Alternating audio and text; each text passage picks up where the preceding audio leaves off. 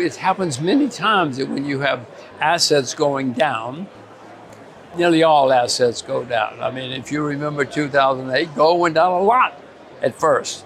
Then, of course, it hit bottom earlier and skyrocketed after that. It's another asset that we all like to buy or sell. And if people get margin calls, they have to sell anything they can to meet their margin call. If I see hysteria in the market and panic, and everybody's saying, get rid of my gold, that would probably make me want to buy gold again. When most people think of investing, they probably think of buying shares of companies on the stock market. In fact, investing in the stock market has helped countless people accumulate wealth over the years. However, savvy investors know that the stock market is a battle between bears and bulls, a battle in which prices fluctuate wildly, creating risks. To balance this risk, the most successful investors look to safe havens like a reliable store of value. One of the most common ways to hedge against stock market risk is to invest in precious metals, with the most popular investments being silver and gold. In today's video, we're going to share when we should buy gold and silver, according to Jim Rogers. But before we get into the video, make sure you subscribe to our channel and press that bell icon to never miss an update.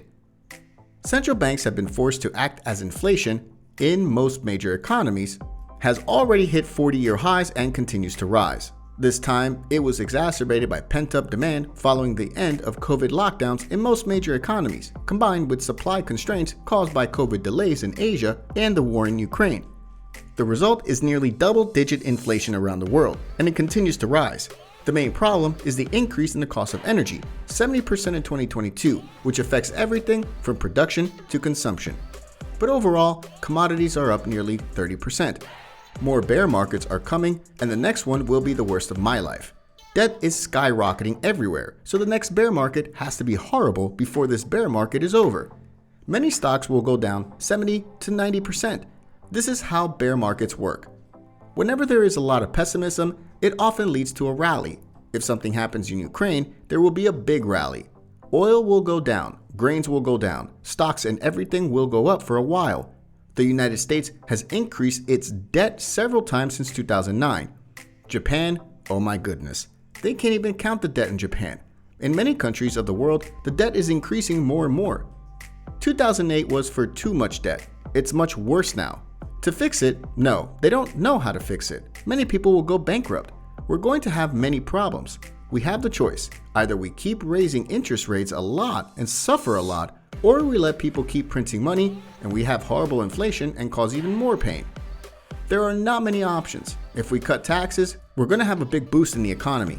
Printing more money will only make inflation worse. Investors should only invest in what they themselves know. Put your money in the bank and wait. It's better to earn 1% per year than to lose 20% per year, and bear markets lead to big losses.